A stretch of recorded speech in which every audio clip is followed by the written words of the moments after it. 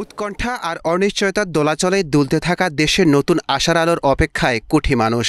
সবার নজর বঙ্গভবনের দিকে, যেখানে এক নতুন দিগন্তের সূচনা হতে যাচ্ছে। শপথ নেবেন অন্তর্বর্তীকালীন সরকারের নতুন উপদেষ্টারা।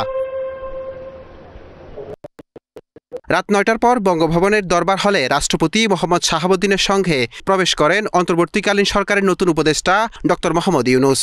প্রথমে জাতীয় সঙ্গীত ও কোরআন তেলাওয়াত ও সাম্প্রতিক কোটা আন্দোলনের নিহতদের স্মরণে ১ মিনিট নীরবতা পালনের পর শুরু হয় শপথ বাক্য পাঠ।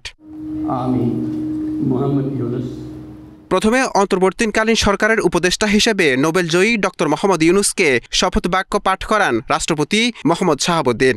আমি আইন অনুযায়ী অন্তর্বর্তীকালীন সরকারের প্রধান উপদেষ্টা পদের কর্তব্য বিশ্বস্ততার সহিত পালন করিব। আমি বাংলাদেশের প্রতি অকৃত্রিম বিশ্বাস ও আনুগত্য পোষণ করিব।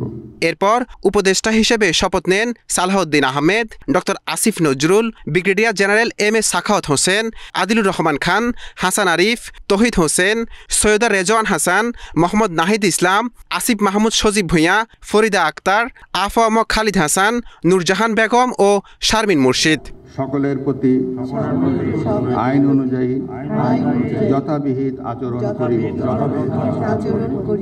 তবে ঢাকার বাহিরে থাকার কারণে ৩ উপদেষ্টা সুপ্রদীপ চাকমা, ফারুকী আজম ও বিধান রঞ্জন রায় শপথ নেবেন পরে।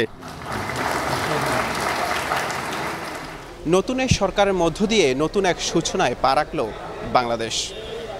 এই সরকারের মধ্য দিয়েই আগামীর সুন্দর সমৃদ্ধির বাংলাদেশ গড়ে তুলবে, এমনটাই প্রত্যাশা সাধারণ মানুষের।